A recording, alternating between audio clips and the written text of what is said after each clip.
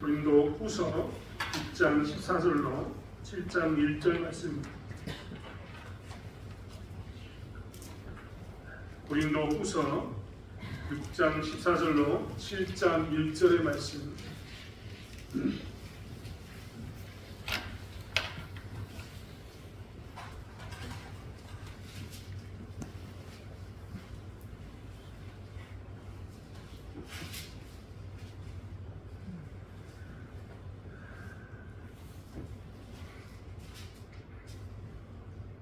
고린도후서 6장 14절로 7장 1절의 말씀, 자리였으면 한 목소리를 함께 합독하겠습니다.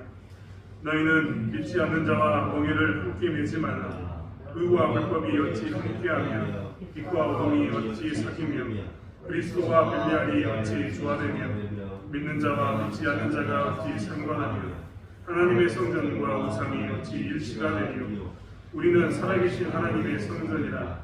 이와 같이 하나님께서 이르시되 내가 그들 가운데 거하며 그로 행하여 나는 그들의 하나님이 되고 그들은 나의 백성이 되리라. 그러므로 너희는 그들 중에서 나와서 따로 있고 부정한 것을 만지지 말라.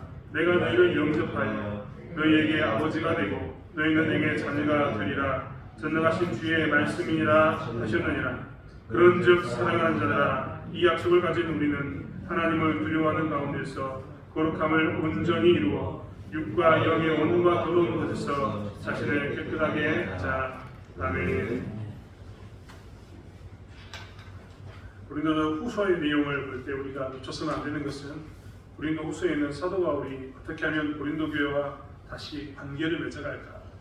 처음 말씀드렸던 것처럼 고린도 교회와 사도 바울은 지금 오해가 있어서 틀어져 있는 관계인데, 이 틀어져 있는 관계 속에서 어떻게 문제를 풀어갈까, 이 마음을 가지고 사도 바울은 고린도 교회에 편지를 썼습니다. 사실 그렇기 때문에 고린도 후서를 볼 때 사도 바울의 마음이 어땠을까 를 우리는 살펴보아야 되고, 그런 사도 바울을 통해서 고린도 교회가 하나님께서 원하는 뜻은 무엇인가를 살펴보아야 합니다. 사실 우리는 어떤 때는 가끔 오해 가운데 놓일 수도 있습니다. 오해 가운데 놓여 있다 보면 그가 하는 말과 행동 자체가 더 큰 오해를 불러일으킬 때도 너무나 많습니다. 사도 바울의 입장에서 지금 사도 바울은 오늘 화해를 이야기하면서 고린도 교회에게 화해를 이야기하면서 여러 가지 이야기들을 했는데, 지난 시간에 이야기했을 때는 나는 복음을 전하기 위해서 이렇게 살았다. 나의 일관성을 봐라. 나는 하나님의 관점으로 이 땅의 삶을 봤다. 나는 이런 모습을 살았기 때문에 너희들에게 부끄러움이 없다. 나는 복음을 전함에 있어서, 특별히 고린도 교회에 너희에게 내가 복음을 전함에 있어서 나는 잘못된 것을 전하지 않았다라고 사도 바울은 이야기했습니다.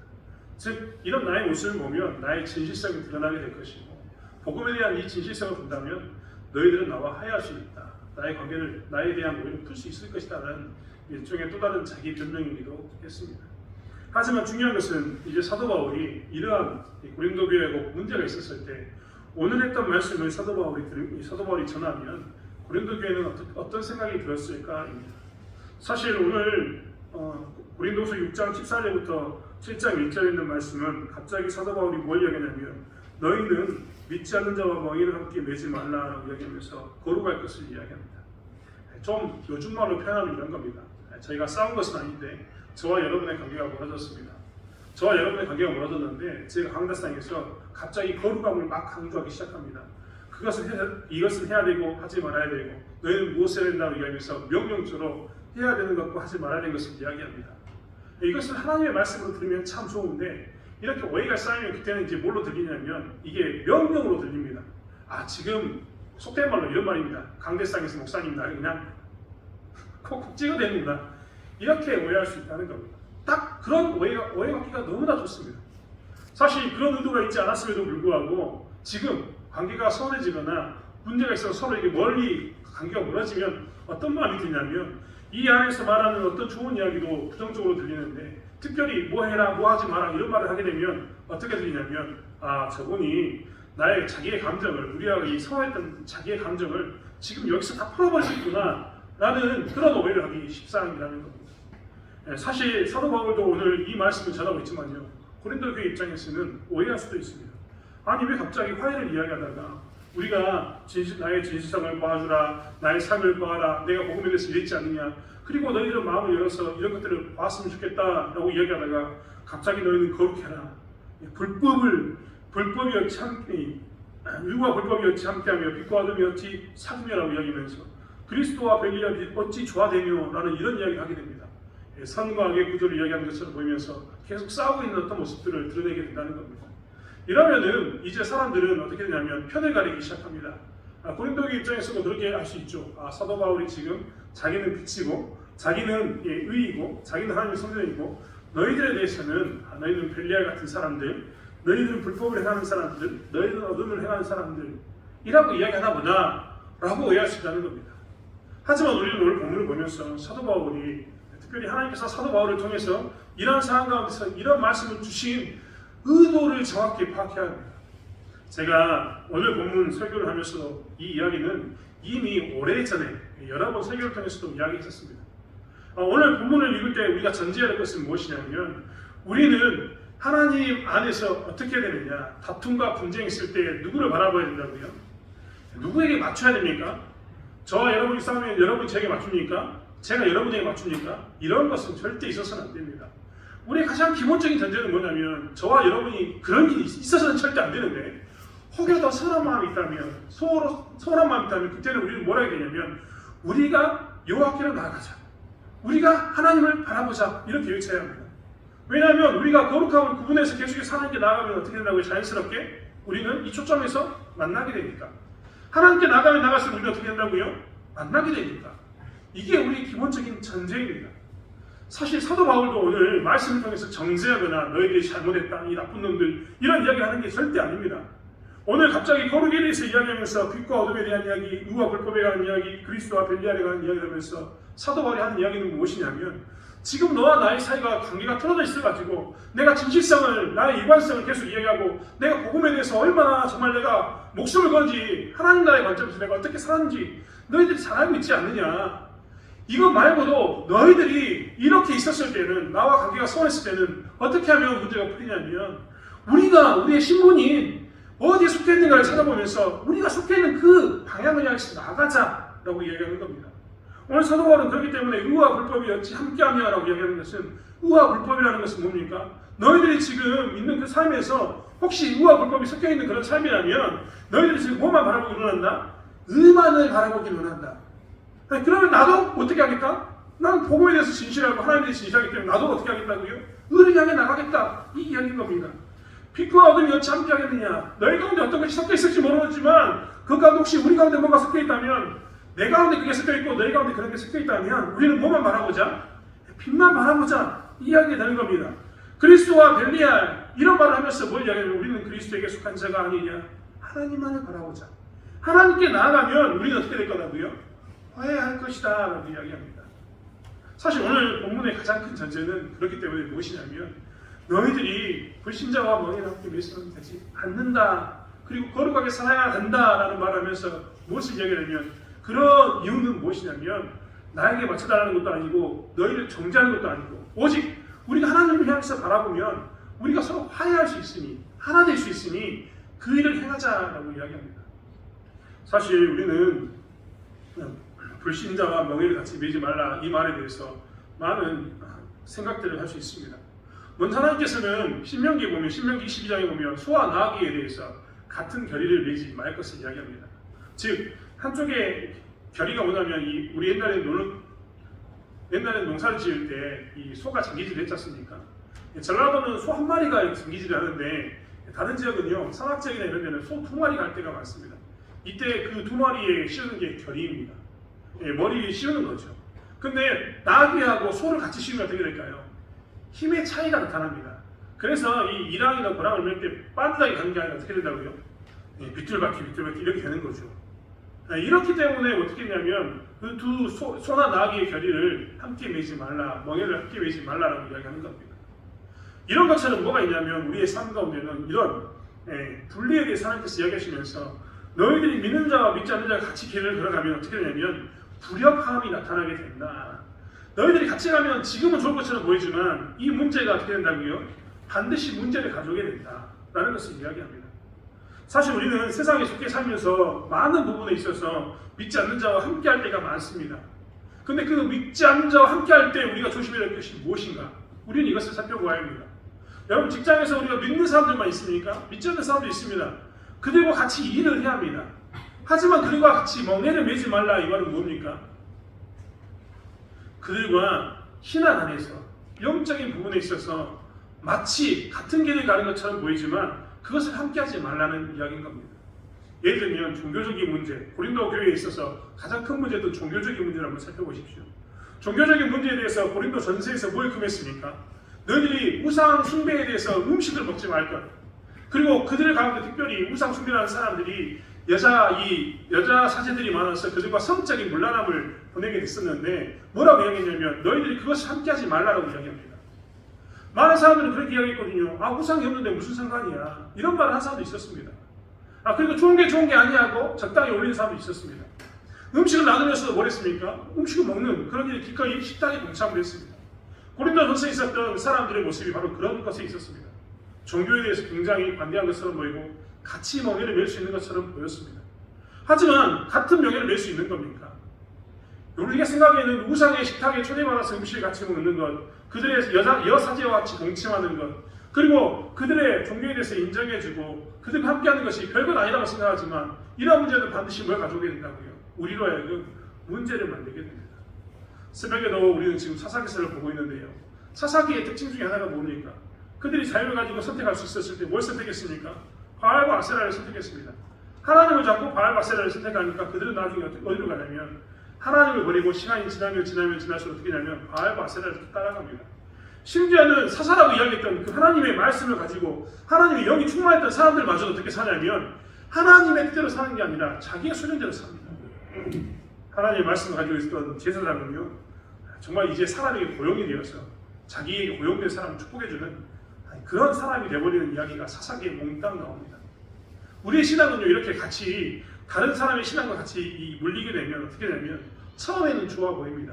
하지만 시간이 지나면 지날수록 어떻게 된다고요? 우리의 신앙은 망가지게 됩니다. 사실 이럴 때마다 많은 사람들이 이야기합니다. 아니 그러면 누구랑 사고를 합니까? 누구랑 같이 멍해를 냅니까? 누구랑 같이 해야 됩니까? 이 사람이랑 하면 나는 분명히 이익이 보장되어 있는데 나는 어떻게 가야 합니까? 묻습니다. 사실 그 말에 대한 대답으로 예수님께서 하시는 이야기가 뭐냐면 하나님께서 하셨던 이야기가 뭐냐면 17절에 있는 것처럼 그러므로 너희는 그들 중에서 나와서 따로 있고 부정한 것을 만지지 말라. 내가 너희를 영접하여 너희에게 아버지가 되고 너희는 내게 자녀가 되리라. 이 말은 무엇이냐면 마태복음 11장에 있는 수고하고 힘든 자들아 라고 외쳤던 그 말씀 가운데 나의 멍에를 지라는 말과 같습니다. 누가 우리에게 평안을 줄 것 같습니까? 마태복음 11장은 분명히 우리에게 이야기하기를 하나님께서 우리가 하나님의 멍에를 냈을 때 우리의 마음에 평안을 주신다라고 이야기하고 있는데 오늘 이야기가 그 이야기를 하고 있는 겁니다. 너희들의 생각에는 내가 그 사람과 같이 사고를 하지 않으면 내가 그 사람과 같은 활동을 하지 않으면 나는 굉장히 불리한 가운데 손해를 볼 텐데 그것을 나는 어떻게 감당하라는 이야기냐. 나도 부득불 그들과 함께 그 일을 할 수밖에 없었다고 이야기하는데 사실 성경은 그 부분에 대해서 두려워하지 말고 아버지에게 기대할 것을 말하고 있는 겁니다.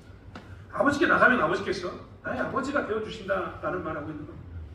여러분 아버지라는 말이 굉장히 우리에게 주는 어감이 얼마나 정말 안정감을 줍니까?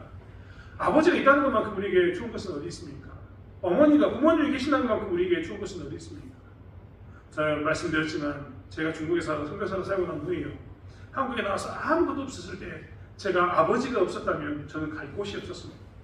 아버지가 계심으로 해서 아버지 집으로 갈 수 있었습니다. 수중에 단돈 5만도 없었는데 아버지 집에 가니까 아버지가 저에게 먹을 것을 주시고 침식 잠잘 곳을 제공해 주셨고 제 자녀를 키울 때 우리에게 분유값도 주시고 기저귀값도 주시고 아이들이 필요할 때마다 고기도 사다 먹이는 그런 일들이 있었습니다. 즉 아버지께 가면 우리의 문제는 사실 해결된다라는 말을 담고 있습니다. 사실 그렇기 때문에 하나님께서 우리에게 무엇을 얘기하냐면 너희들이 사실 세상에 살아가면서 그들과 함께 할 때가 정말 많은데 그들을 버리면 어떻게 우리가 살 수 있습니까? 그들과 함께 살면서 적당히 살면서 이익을 취하면서 가는 것도 우리의 방편입니다. 우리의 삶의 방식입니다라고 이야기할 수 있지만 너희들이 그것을 다 버리고 오직 하나님의 뜻 가운데서 가운데 서고 빛 가운데 서고 너희들이 그리스도 가운데 선다면 하나님의 성전 가운데 너희를 선다면 너희들의 삶은 하나님께서 책임지셔 줄 테니 너희는 어떻게 하라? 하나님께 나오라 라고 이야기하고 있는 겁니다. 그리고 그런 모든 유혹을 떨치고 하나님께만 나가면 그런 불순물들을 제거하고 하나님께로 나가면 어떻게 된다고요? 우리는 화해할 수 있다. 하나 될 수 있다는 것을 이야기하고 있습니다. 여러분, 오늘 사도 바울은요, 오늘 14절부터 이야기하면서 이야기하기를 의와 불법, 빛과 어둠, 그리스도와 벨리알이라고 이야기합니다. 사실 이 이야기는 뭐냐면 공동체를 의미하고 있습니다. 너희들이 개인도 그렇지만 공동체는 어떻게 되는가? 그 이후에 믿는 자와 믿지 않는 자라고 이야기해서 개인의 이야기를 합니다. 오늘날 많은 사람들이 공동체와 개인을 분리하는데 사도 바울은 무엇을 이야기하냐면 공동체와 개인이든 모든 사람이나 다 하나님의 십자가를 향해 있었을 때, 하나님을 향해 있었을 때 우리는 하나가 될 수 있다라고 이야기하고 있는 것이 오늘 본문의 이야기입니다. 오늘날 많은 사람들의 고민거리가 있습니다. 그것은 교회가 지나치게 개인주의화 돼간다는 겁니다. 개인주의화 돼가면 나타나는 특징이 있습니다. 나만 신앙생활 잘하면 됩니다. 옆 사람에게 내가 굳이 손을 내미는 것이 귀찮습니다. 어려운 거죠. 그뿐만 아닙니다. 내가 잘 나갈 테니 나에게는 건들지 말라고도 수없이 이야기합니다. 개인주의적인 생각입니다. 이런 개인주의적인 생각을 어떻게 공동체주의적인 생각으로 만들까라고 고민하게 되는데, 그때도 사실 우리는 무엇을 해야 되냐면 십자가를 바라보자라고 이야기하면 됩니다. 십자가를 바라보자고 이야기한다면 어떻게 되냐면 그 개인은 결국 십자가를 향해 나가면서 어떻게 된다고요? 공동체 안에서 그리스도를 머리로 한 몸된 교회로 부르신 하나님의 뜻을 발견할 수 있기 때문입니다. 그러면 그 사람은 공동체 안에서 융화가 되고 공동체 안에서 그리스도를 머리로 한 하나가 될 수 있는 겁니다. 그리고 문제가 있을 때마다 나는 너희들에게 피해를 주기 싫어서 다른 곳으로 가겠다, 혹은 네가 떠나라, 나는 조용히 신앙생활하겠다, 이런 말이 아니라 아픈 가운데서 어떻게 한다고요? 공동체를 세우기 위해서 하나님께 나가게 되는 겁니다. 공동체 또한 마찬가지입니다. 공동체 안에 문제가 생겼습니다. 공동체는 어떻게 됩니까? 쪼개질까요? 나눠지자고 이야기할까요? 너는 너의 길을 가라, 나는 나의 길을 가자고 이야기할까요? 가끔 목자들은, 어떤 사람들은 커다란 교회가 문제 가운데 쪼개지면 그것 또한 하나님의 뜻이어서 교회가 흩어져서 여러 교회로 만들어졌다라고 이야기하는 사람을 들었습니다. 하지만 그게 하나님의 역사이기도 하겠지만 사실 하나님의 진짜 뜻은 무엇이냐면 하나님은 쪼개지기를 원하는 게 아니라 하나 되기를 원하고 있는 겁니다. 공동체가 어떻게 되기를 원하냐면 하나 가운데서 하나님을 중심으로 하나 되기를 바라는 것이지 나누어지기를 바라지 않습니다. 그들이 하나 되지 못하니까 하나님께서 차선책으로 나누어서 교회를 세우시는 것이지, 하나님의 뜻은 무엇이냐면 공동체도 하나 될 수 있음을 이야기합니다. 공동체가 하나 될 수 있음을 이야기하는 것이 바로 이것입니다. 또한 그것만 그렇습니까? 우리는 시찰이라는 조직 가운데 교회가 여러 가지 교회가 시찰 안에 모이게 됩니다. 시찰과 시찰 사이에서 또 어떻게 모이냐면 노예로 모이게 됩니다. 그때마다 우리가 기억해야 될 게 뭐냐면 우리 교회는요, 공동체끼리도 어떻게 됩니까? 연합해야 되는 겁니다. 무엇을 바라보면서 연합해야 될까요? 공동체가 서로 안 맞을 수도 있습니다. 그렇지 않습니까? 대창교회는 대창교회 스타일이 있습니다. 정말 가까이 있는 포천교회 스타일이 있겠죠. 분남 서부교회, 그만의 교회 스타일이 있을 겁니다. 왜냐하면 서로 신앙의 훈련도 다르고 신앙의 연주도 달라서 시각 차이가 분명히 존재할 겁니다. 하지만 그렇다고 해서 우리는 하나 될 수 없을까요? 아니요, 우리는 하나 될 수 있습니다. 공동체가 하나 될 수 있는 것은 무엇을 바라봤을 때? 그리스도를 바라봤을 때입니다. 그렇기 때문에 시찰이라고 이야기했던 이 교회 공동체는 그리스도를 통해서 하나가 될 수 있는 겁니다. 노예라고 이야기하는 공동체는 노예를 통해서 하나가 될 수 있는 겁니다. 사실 그렇지 않습니까? 마음에 맞는 사람들끼리만 신앙생활하면 얼마나 재밌습니까? 우리 교회 안에서 그렇게 몇몇 사람만, 이런 사람만 있으면 좋겠다라고 얘기하지만요, 사실 이런 사람만 있어서는 교회가 되는 게 아닙니다. 서로 흩어져 있던 마음이 어떻게 되면 그리스도를 바라보면서 하나 되어가는 가는 과정 가운데서 우리는 어떻게 되느냐, 진짜 그리스도의 사랑을 깨닫게 되고 화해가 무엇인지, 그리고 연합함이 무엇인지를 우리는 알게 되기 때문입니다. 사도 바울은 계속해서 그것을 강조하고 있는 겁니다. 정죄하는 게 아니라, 말씀으로 정죄하는 게 아니라, 우리가 지금 분열되어 있는데 하나님께 가까이 나가자, 거룩함을 쫓아가자, 이 말은 정죄하는 게 아니라 그렇게 했을 때 진짜 하나 되는 것을 이야기하고, 그렇게 향해 나가면서 부딪히는 수많은 내가 나와야 될 이 문제는 하나님께서 책임지심을 이야기하고 있다는 겁니다. 사랑하는 성도 여러분, 그렇기 때문에 우리는 무엇을 해야 되느냐, 세상과 분리되어져서 그리스도의 십자가를 바라보면서 쫓아가는 것에 대해서 두려워할 이유가 없습니다.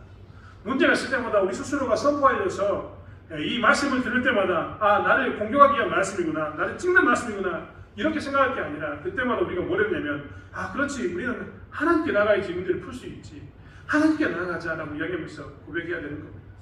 이것이 무엇이냐면 하나님께서 원하는 방식이고 그리스도인이 하나 되는 방식이기 때문입니다.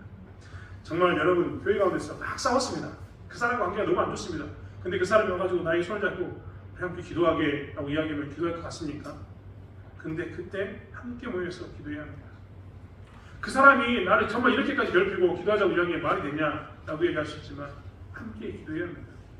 우리가 말씀으로 돌아가자라고 이야기하면서 말씀을 보자라고 이야기하면 우리는 분한 마음 가운데 있을지 모르지만 말씀 가운데 나가서 그 말씀을 곡해하지 않고 나의 첫 사랑 가운데서 비틀어서 생각하는 게 아니라 그 말씀으로 나가야지만 우리는 그것을 무엇을 할 수 있느냐?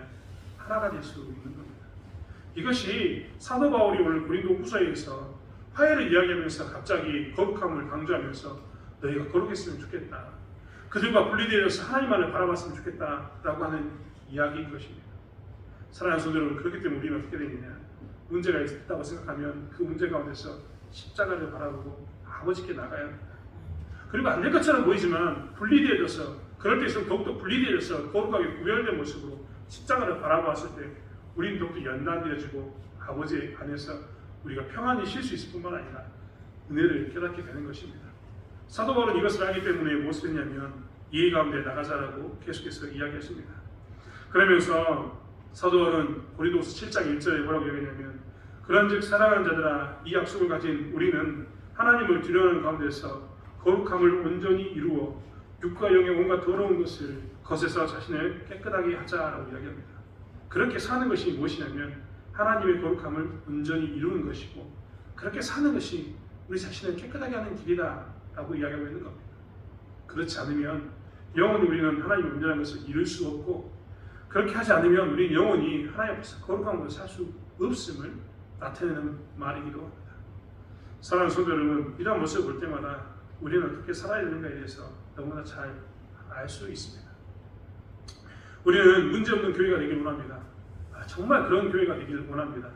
하지만 우리는 필연적으로 문제에 직면할 수밖에 없습니다. 하지만 문제가 있을 때마다 우리는 이 문제를 하나님께 가지고 나가고 그리고 서로 함께 격려하기를 우리가 거룩해지자, 구분되어지자, 우리 가운데 좀 불편한 게 있는데 그 어둠을 떼어내고 우리 가운데 불법을 떼어내고 우리 가운데 있는 별리아를 떼어내고 손해 볼 것처럼 보이지만 하나님께로 나가자.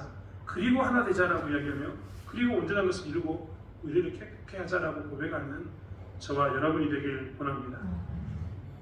오늘날 TV로 보면 정말 많은 부분에 있어서 어려움을 겪는 사람들이 나옵니다. 그 중에 대표적인 사람이 누구냐면 결혼에 관한 문제로 고민하는 사람들입니다. 결혼에 관한 문제를 이야기할 때마다 참 어렵습니다.